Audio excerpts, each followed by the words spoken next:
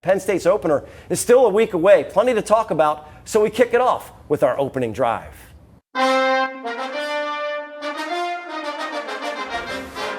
And before you move forward, sometimes it's best to examine the recent past and learn from the mistakes. The kickoff event for the season each summer is the Big Ten Football Media Days, and we traveled out to Indianapolis to cover the Nittany Lions. Penn State wide receiver Jahan Dotson stepped up to the mic, and he offered no excuses for a subpar 2020. Every single day coming in, knowing that we went 4-5, knowing that we were truly one of the worst teams in Penn State history. We play with that chip on our shoulder. We work out with that chip on our shoulder every single day, knowing that was the result of last year. So we want to turn that around this year and win as many games as possible. Probably being a little harsh, losing records certainly aren't common in Happy Valley. His refreshing candor is part of the reason why Dotson represents Penn State along with P.J. Mustafer and Tariq Castro-Fields at Big Ten Media Days. So, fellas, how do you react to the blunt assessment from Jahan? I think it's a great assessment. I mean, that's what you want to hear. You want to hear guys say, look, we weren't what we were supposed to do, and we're going to do something about it. And I think that's the first step to really turn those things around. And, you know, we had some years when we coached where we had to come off seasons like that, and the attitude of that team was what really made it happen. Especially coming from probably your best player on the football team. A lot of respect that he carries in that locker room, and the younger guys, when they come, they're going to go, whoa. That's how he's talking. We better listen to what he's got to say. There's a reason why those guys were chosen to represent at Big Ten Football Media Days. Next up, preseason purpose. And Tom, you can take this one. No exhibitions against other teams. So what kind of importance and purpose do you place on preseason camp? And here's a tough one to me. For the first-year guys, how do you integrate those new guys in the system and not slow down the ones that graduated high school, those early enrollees? Well, it's interesting now. When you do that, you've got to understand the learning curve, first of all. With the younger guys, you're not sure yet because you haven't spent a lot of time. They all give you that, I got it, and they really don't have it yet. So there's always that how much you can do, how little you can do, and you always try to err a little bit on the side of let's cut it back a little bit. And the older guys will get a little bit bored, but as you progress, the problem you get into with these opening games is you got to be careful because, you know, a lot of times in these games, most opening games they're lost, not won. And so as you get close here, everybody starts to get a little bit nervous about, okay, we got to worry about the legs. And coaches have a tendency to want to do more when actually they should back off and do a little bit less. Jay, another year, another offense for Sean Clifford and company to try and command the new OC. A PSAC guy, Mike Yursich, played at Cal U, coached the offense at Shippensburg. Now he's in running that side of the ball for the Lions. What are the challenges of an install during the preseason? Well, I think the number one thing is terminology. Terminology is so important because what the last guy called a play may not be the same thing that this guy calls a play. It's very much, and I've always likened it to learning a new language. When, you know, if you grew up speaking English and then you're trying to learn German or Italian or something like that, you're always translating back into English, and you want to get to that point where they just become fluent in the new terminology. And sometimes it takes a little while, and it's tough for a quarterback because they've got to think so quickly on the run, and they've got to be able to think in that language.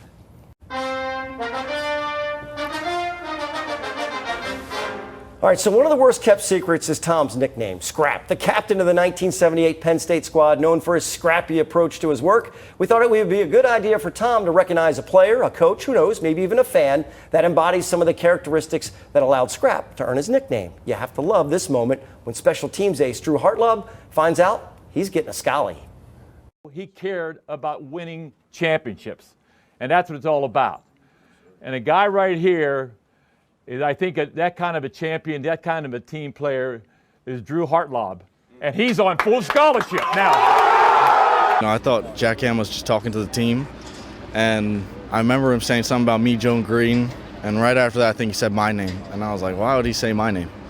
And then he said, you're on full scholarship. I think the most special part is how my teammates reacted.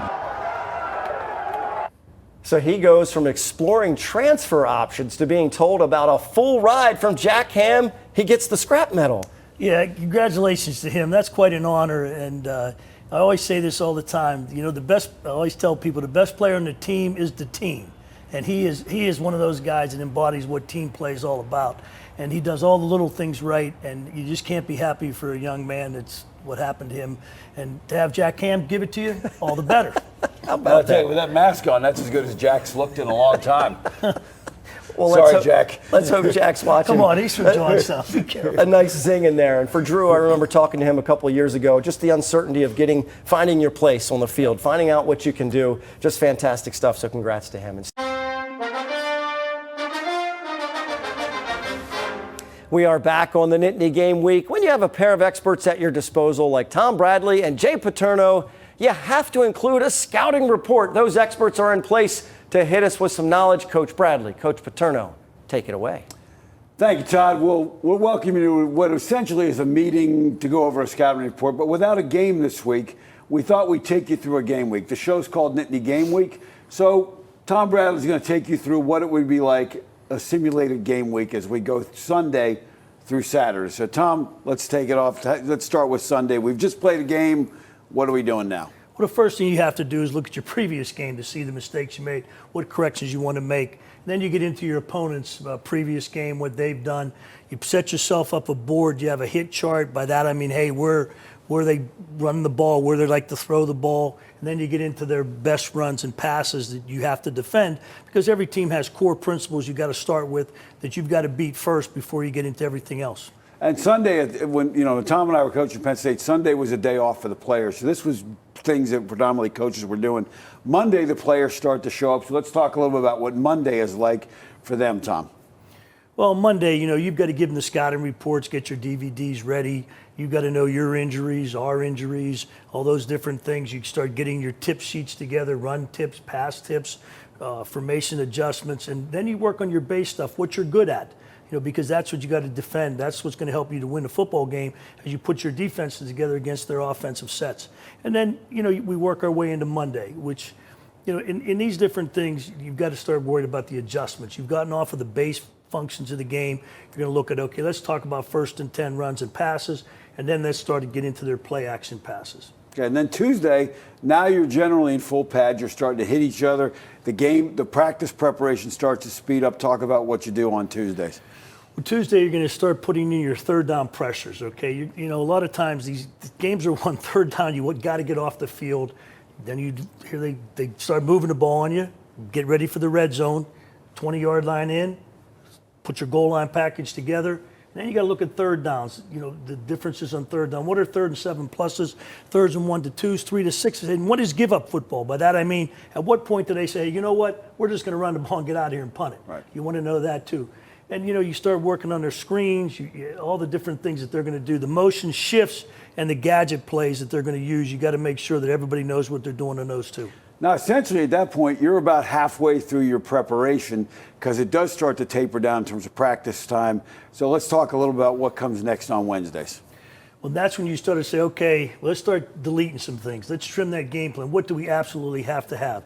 And then we'll start working on, in the previous practice, we've done a emphasis on run plays, pass, but now we're going to put a little mixed period together, work on coming out, when they're coming out of their own end zone, what they like to do. And then you better start getting your wristbands together and what signals are all about, making sure everybody understands, right. Okay, there's no mistakes on what signals are going in too, what I'm signaling in to them, that everybody's on the same page. Now, on Thursday, you start to get into where now you've really got to taper it down and really it's a dress rehearsal kind of stuff.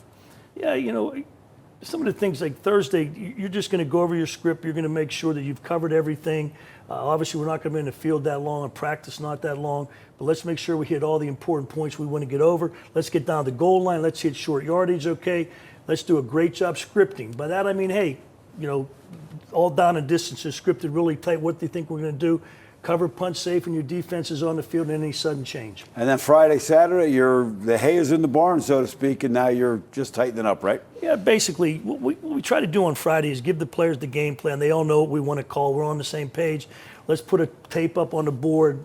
Let's call all the defense with all the defensive guys together. We've been separate all week, working on our individual things. Now we come together. Let's make sure we're clean on all substitutions. Each coach written or verbal test, and then, hey, let them make the calls and play the defense. Saturday, play the game and win. And with that, we go back to you, Todd.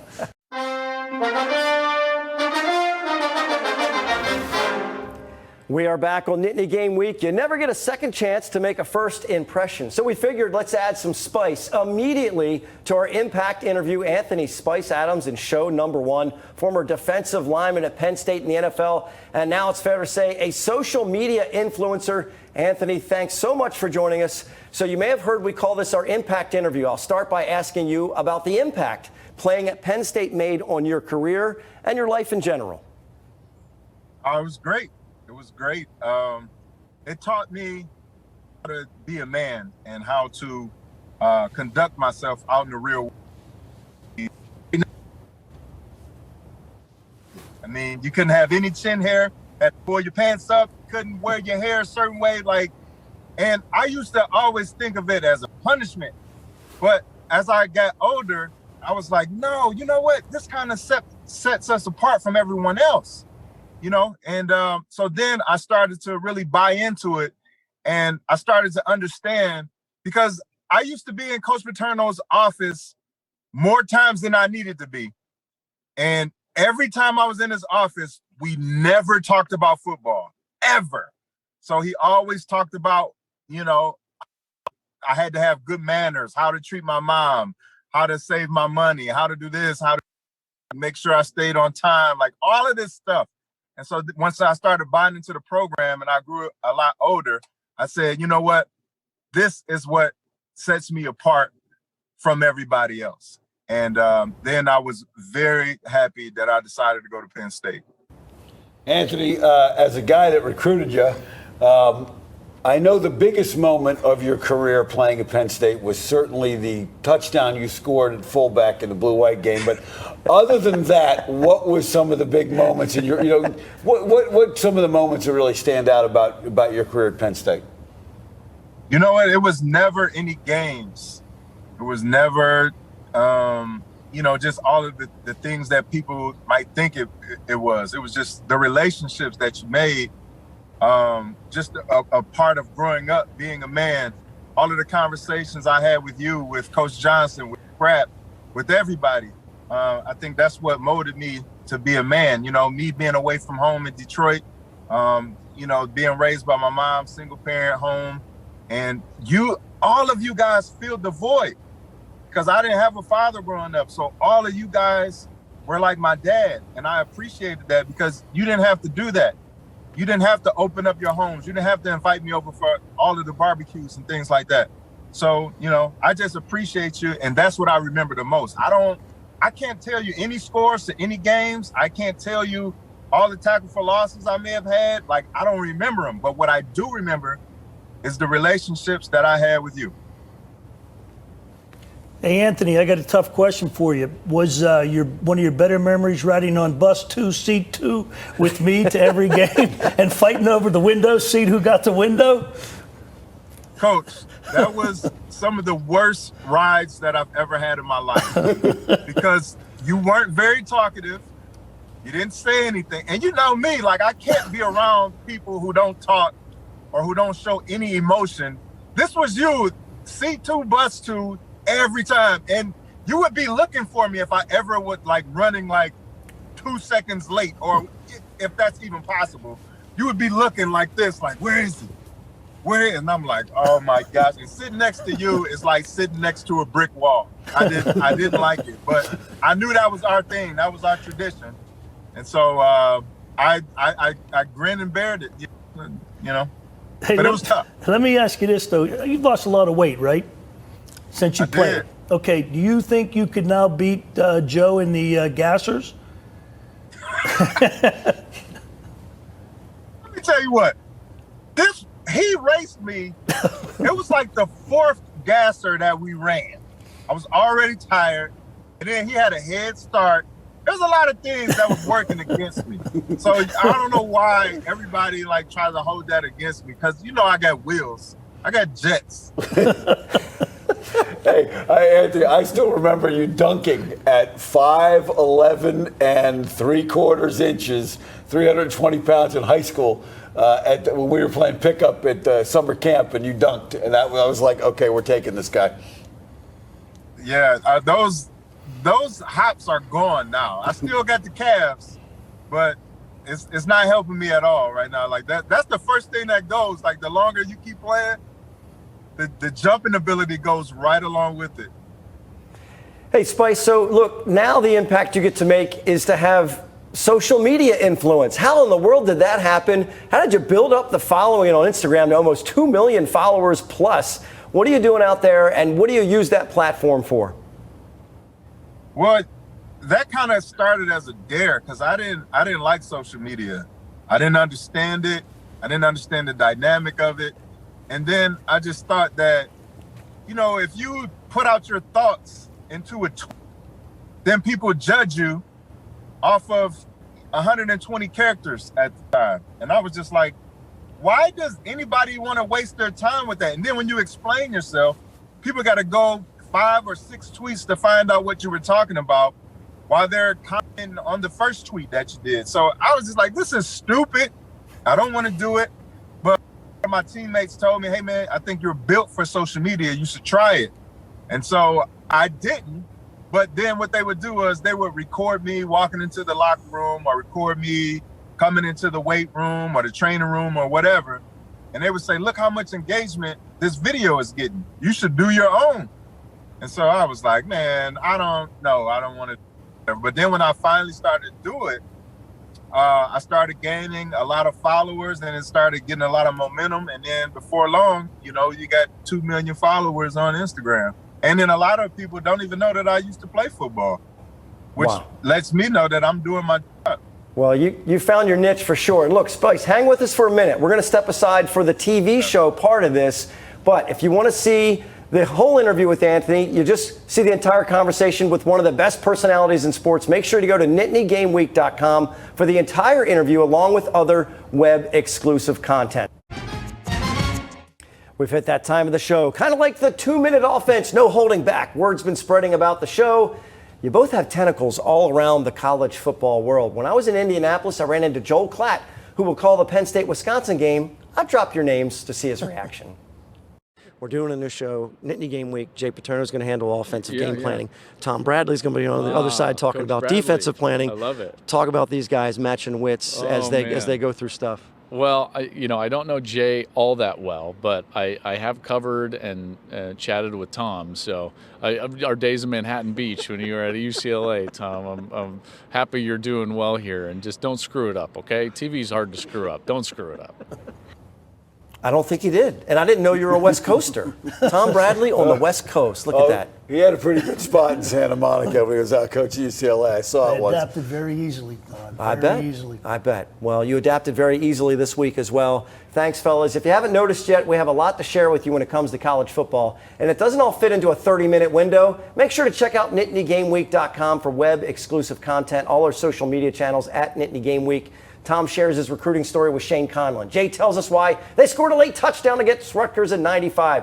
Good stuff. Spend some time on the site to see what we're up to on the show. We're off to a great start. And we finish with some pride picks. Show us your spirit. For Jay and Tom, I'm Todd. Thanks so much for watching Nittany Game Week. We'll see you next time.